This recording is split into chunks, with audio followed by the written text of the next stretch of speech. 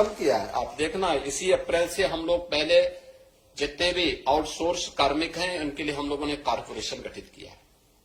पहले क्या होता था,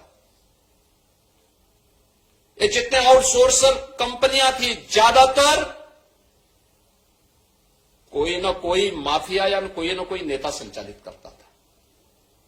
और शोषण कहां से करता था?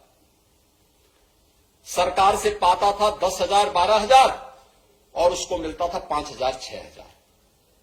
वह सरकार से भी लेता था, उस कार्मिक से भी लेता था, और साथ साथ नियुक्ति के समय भी उससे पैसा लेता था। हमने कहा भी 4,000 5,000 6,000 रुपए में क्या होगा किसी का? आज के समय में इतना पैसे से क्या कोई देखभाल कर पाएगा? और विभाग को बुला के मैंने बहुत सख्ती से कह रखा है, हर हाल में इसको लागू करो। अप्रैल से मैं चाहूंगा कि इस व्यवस्था को लागू करने की तैयारी करो। अब हम कारपोरेशन को आगे बढ़ा रहे हैं, शोषण मुक्त व्यवस्था बनाएंगे, सम्मानजनक मानदेय अपने कर्मचारियों को देंगे। जो प्रदेश के हित में काम करेगा, प्रदेश के बचपन को संवारेगा, प्रदेश के विकास में भागीदार बनेगा, राज्य सरकार उसके साथ खड़ी होगी, उसको सम्मानजनक जीवन जीने के लिए आगे बढ़ने का अधिकार देगी। और इसके लिए मैं आप सभी आंगनबाड़ी कार्यकर्ती बहनों से कहूंगा, एक बड़ी जिम्मेदारी आपके ऊपर है।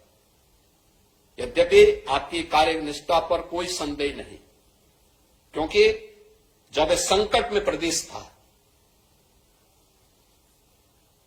हम लोगों ने कोरोना जैसी चुनौतियों को झेला है। और उस समय मैं देखता था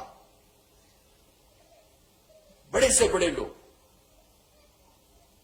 पस्त थे, बहुत सारे लोग बहाना कर देते थे, लेकिन तब भी मैं देखता था कि आप लोग घर घर स्क्रीनिंग के कार्यक्रम के साथ सरकार के अभियान को आगे बढ़ाने का काम है। तीन तबके को तो मैंने अपनी आंखों से देखा है, क्योंकि मैं भी निकला था। प्रधानमंत्री जी जब फील्ड में उतरे थे तो मैं भी उतरा था, और हम लोगों ने जिले जिले में जाकर के देखा था।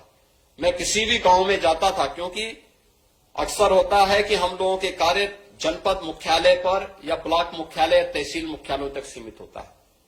लेकिन कोरोना के दौरान मुझे लगा कि कुछ लोगों ने कहा गांव में बीमारी है, हमने कहा शहर के साथ साथ गांव में भी जाएंगे। तो मैं गांव गांव में भी उतरा, गांव गांव में भी गया।